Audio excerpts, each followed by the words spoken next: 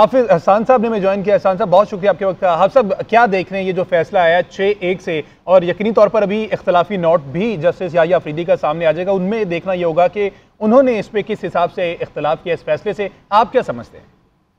बिस्मिल्लाहिर्रहमानिर्रहीम, आपका बहुत शुक्रिया कि आपने मौका दिया। सुप्रीम कोर्ट ऑफ पाकिस्तान का जो लार्जर बेंच ने आज फैसला किया है, इसकी 3 इंपॉर्टेंट चीजें। एक, इसका इंपॉर्टेंट ये है कि सुप्रीम कोर्ट ऑफ पाकिस्तान ने जो पाकिस्तान के कॉन्स्टिट्यूशनल सिस्टम के अंदर 62(1)(f की जो इंटरप्रिटेशन चल रही थी 2008 से, वो आज सुप्रीम कोर्ट ऑफ पाकिस्तान ने उसको सेटल डाउन किया है। दूसरा, उसके अंदर इंपॉर्टेंट ये है कि सुप्रीम कोर्ट ऑफ पाकिस्तान ने जो 2018 की जजमेंट के ऊपर एक लाइफ टाइम डिस्क्वालिफिकेशन की इंटरप्रिटेशन की थी कोर्ट ऑफ लॉ के डिक्लेरेशन के अम्ब्रेला के अंदर, सुप्रीम कोर्ट ऑफ पाकिस्तान ने आज उसको रिविजिट किया है। तीसरी, इसके अंदर इंपॉर्टेंट चीज ये है कि सुप्रीम कोर्ट ऑफ पाकिस्तान ने इस चीज को आज एडमिट किया है कि जब आर्टिकल 62(1) के अंदर या एफ के अंदर या पूरे आर्टिकल के अंदर कोई डिस्क्वालिफिकेशन पीरियड नहीं है, तो सुप्रीम कोर्ट ऑफ पाकिस्तान की ये कॉम्पिटेंसी नहीं है या कॉन्स्टिट्यूशनल मैंडेट नहीं है कि रीडिंग इनटू द कॉन्स्टिट्यूशन करके और जो चीज लेजिस्लेटिव कॉम्पिटेंसी के अंदर पार्लियामेंट की तरफ जाए वो सुप्रीम कोर्ट का काम नहीं है। और फाइनली एक चीज ये है कि चूंकि 2008 से लेके 2023 तक मुख्तलिफ एनॉमलीज थी, चाहे 2008 का केस था, चाहे उसके बाद अल्लाह भाइयों का 2013 का केस था, फिर इसाक खाकवानी का केस था 2015 के अंदर, फिर 2018 के अंदर जो इसका सबीउल्लाह बलोच का था, फिर ख्वाजा आसिफ का केस आया, फिर दोबारा सुप्रीम कोर्ट के अंदर जो था अल्लाह भाइयों का 2020 का रिव्यू आया और 2023 का फैसल वाडा का केस आया। तो ये सारी चीजें ऐसी थी जो एनॉमलीज थी जिसकी बुनियाद के ऊपर डिफरेंट प्रोपोजिशंस भी थी और डिफरेंट व्यू पॉइंट भी था सुप्रीम कोर्ट ऑफ पाकिस्तान का। उसको आज सुप्रीम कोर्ट ऑफ पाकिस्तान के लार्जर बेंच ने एड्रेस किया और 4 चीजें सामने लेके आए हैं। नंबर 1 ये है कि जो 232 के नीचे पार्लियामेंट ने लेजिस्लेशन की है, सुप्रीम कोर्ट ऑफ पाकिस्तान ने पार्लियामेंट की लेजिस्लेटिव कॉम्पिटेंसी को माना है और वो जो अमेंडमेंट आई है इलेक्शन एक्ट के अंदर सुप्रीम कोर्ट ऑफ पाकिस्तान ने उसको इंटैक्ट रखा है। दूसरा ये है कि जो एक्चुअल हेडर थी 2018 का जजमेंट, उसको सुप्रीम कोर्ट ऑफ पाकिस्तान ने रिविजिट किया और 5 साल से जो एक कंट्रोवर्सी पॉलिटिकल और कॉन्स्टिट्यूशनल चल रही थी, जिसके ऊपर सुप्रीम कोर्ट ऑफ पाकिस्तान की बहुत क्रिटिसिज्म आ रही थी और जिसके ऊपर मुख्तलिफ इंटरप्रिटेशन आई हुई थी और बड़े लोगों के कंसर्न से बार एसोसिएशन की, पॉलिटिकल पार्टीज की, सुप्रीम कोर्ट ऑफ पाकिस्तान ने उसको एड्रेस किया है। और तीसरी चीज जो इसके अंदर इंपॉर्टेंट आई है वो ये आई है कि सुप्रीम कोर्ट ऑफ पाकिस्तान ने जो अपनी एक्सीडिंग ऑफ जुरिसडिक्शन था उसको एडमिट करते हुए सुप्रीम कोर्ट ऑफ पाकिस्तान वापस उसी पॉइंट के अंदर गई है कि 62(1)(f के अंदर डिक्लेरेशन की हद तक जो चीज है वो तो किसी कोर्ट की जुरिसडिक्शन हो सकती है, लेकिन उसके अंदर ये आगे इंटरप्रिटेशन करना कि उसका पीरियड जो है वो 1 साल है, 5 साल है या लाइफ टाइम उसका है, वो सुप्रीम कोर्ट का काम नहीं है, वो पार्लियामेंट का काम है। और पार्लियामेंट ने 2 चीजों से अपनी इंटेंशन जो है वो डिक्लेयर की हुई है। एक 63(1) के अंदर जो है, जिसमें आर्टिकल 63(1)(g)(h है, जिसके अंदर भी 5 साल का जिक्र है, और स्पेशली जो अमेंडमेंट 232 के नीचे 2023 के अंदर आई है कि जहां लॉ के अंदर जो है टाइम पीरियड प्रिस्क्राइब नहीं है तो उसके अंदर जो प्रिस्क्राइब पीरियड है वो 5 साल का होगा। तो ये सारी चीजें मैं ये समझता हूं कि इस जजमेंट की वजह से सुप्रीम कोर्ट ने दूसरी दफा जो है इन रिसेंट डेज के अंदर पार्लियामेंट की जो है वो लेजिस्लेटिव कॉम्पिटेंसी को माना है। पहले उन्होंने जो प्रैक्टिस एंड प्रोसीजर एक्ट आया उसके अंदर सुप्रीम कोर्ट के फुल कोर्ट ने इस चीज को लेजिस्लेटिव कॉम्पिटेंसी को माना कि पार्लियामेंट लेजिस्लेट कर सकती है और सुप्रीम कोर्ट का काम इंटरप्रिटेशन करना है। और यही वो चीज थी जो पॉइंट डिबेट था कि जिसके अंदर बात ये आई कि क्या सेक्शन 232 के नीचे सुप्रीम कोर्ट की जजमेंट को ओवर रूल किया जा सकता है या नहीं है। तो सुप्रीम कोर्ट ने इस पॉइंट के ऊपर अपनी ही जजमेंट को ओवर रूल किया 6-1 से, और उसके बाद जो सेक्शन 232 है उसकी लेजिस्लेशन जो है उसको वैलिड डिक्लेयर किया है। तो मैं ये समझता हूँ कि जो पिछले 15 साल से एक जब जनरल मुशर्रफ की अमेंडमेंट आई थी रिप्रेजेंटेशन ऑफ पीपल एक्ट के बीए की शर्त होनी चाहिए, आपके लिए कंडीशन थी कि आपने वो बीए पास हो और आप चाहे नेशनल असेंबली, सेनेट और आप सूबाई असेंबली का इलेक्शन लड़े, और उसकी बुनियाद के ऊपर जो डिक्लेरेशन गलत फाइल किए गए वो चीज थी वो आज सुप्रीम कोर्ट ऑफ पाकिस्तान ने उसको रिजॉल्व किया और वो जो एक कॉन्स्टिट्यूशनल कॉन्ट्रोवर्सी थी, कॉम्प्लिकेशन थी, इंटरप्रिटेशन थी, सुप्रीम कोर्ट ने उन तमाम चीजों को जो हमारा ऑन गोइंग का प्रोसेस है उसको किया है। और ये बड़ा अच्छा हेल्दी साइन है कि जिसकी वजह से तो आपके मुताबिक एक अच्छा और हेल्दी साइन है। माहिर कानून एहसन भोन साहब हमारे साथ मौजूद हैं। एहसन साहब बहुत शुक्रिया आपके वक्त। एहसन साहब क्या देख रहे हैं इस फैसले को? 6-1 से ये फैसला है, इख्तिलाफी नोट तो याहिया अफरीदी, जस्टिस याहिया अफरीदी का सामने आ जाएगा, लेकिन जो 6 बाकी जजेस हैं, ये फैसला आप समझते हैं ये सियासतदानों के हक में फैसला है?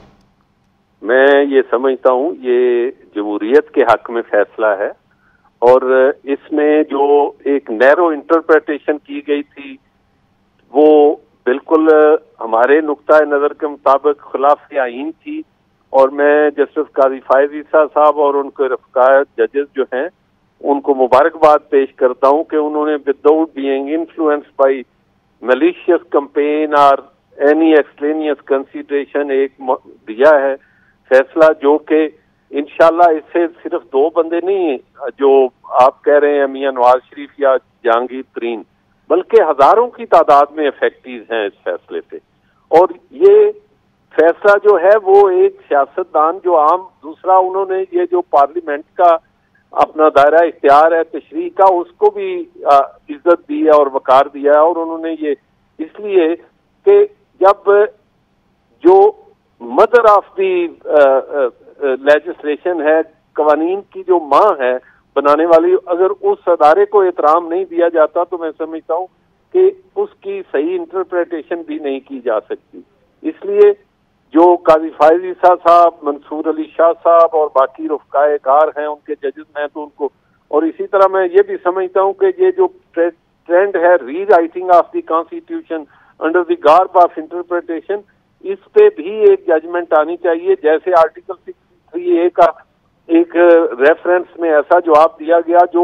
नया आइन लिखने के मुतरादिफ है, और ये मैं समझता हूँ कि ऐसे that amounts to mutilation of the constitution, abrogation of constitution, इस पे भी देखना चाहिए जज साहबान को कि जज साहबान अपनी मर्जी के मुताबिक आइन की जिस प्रोविजन को चाहे रिडंडेंट कर दे, उनके खिलाफ क्या तरीकेकार क्या होना चाहिए। बिल्कुल। अच्छा एहसन साहब, आपने जिस तरह से कहा कि इदारे को एहतराम दिया गया है, पार्लियामेंट की सुप्रीमेसी है, ठीक है, ये सारी चीजें आप समझते हैं कि मुस्तकबिल में आइन के जो 62 और 63 जो पार्लियामेंट में इसमें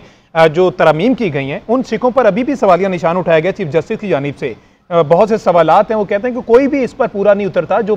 पार्लियामेंट ने इसमें तरमीम की हैं। तो आप समझते हैं फिर पार्लियामेंट को इसमें मजीद कुछ इंप्रूवमेंट लानी पड़ेगी? बिल्कुल लानी पड़ेगी, क्योंकि ये देखें ये जो राइटियस, सगेशियस एटसेट्रा ये प्रोविजन थी 21F, इसमें 62(1)F, इसमें ये ज़ियाउल हक साहब के जमाने में जब अमीरुल मोमिनीन का कॉन्सेप्ट जो है वो इंट्रोड्यूस करवाया जा रहा था, उस वक्त ये इंट्रोड्यूस करवाई गई थी। ये उस डिक्टेटर की करवाई हुई तरमीम है जिसके नतीजे में इस मुल्क में जमहूरियत को जितना ज्यादा नुकसान पहुंचा है किसी और दौर में नहीं पहुंचा। तो इसलिए मैं समझता हूं कि ये बड़ी अच्छी बात है कि उन्होंने पार्लियामेंट को भी इस पे सेंसिटाइज किया है कि आप अपना जो काम है वो भी पूरा करें ना। ये बड़ी पुरानी मैं जो अर्ज करने लगूं, जब आइन की अमेंडमेंट आई थी, 18th भी आई थी, उससे पहले भी आई थी, 18th अमेंडमेंट में भी पीपल्स पार्टी वांटेड कि ये इसको अपना अमेंड कर दिया जाए, लेकिन उस वक्त PMLN जो थी वो नहीं चाहती थी कि इस आर्टिकल को अमेंड किया जाए। और जब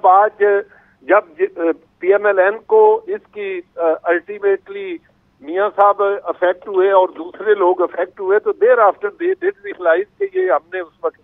गलत किया था। इसलिए मैं समझता हूं कि हमारे पार्लियामेंटेरियन जो हैं उनको कानून बनाते हुए, आइन बनाते हुए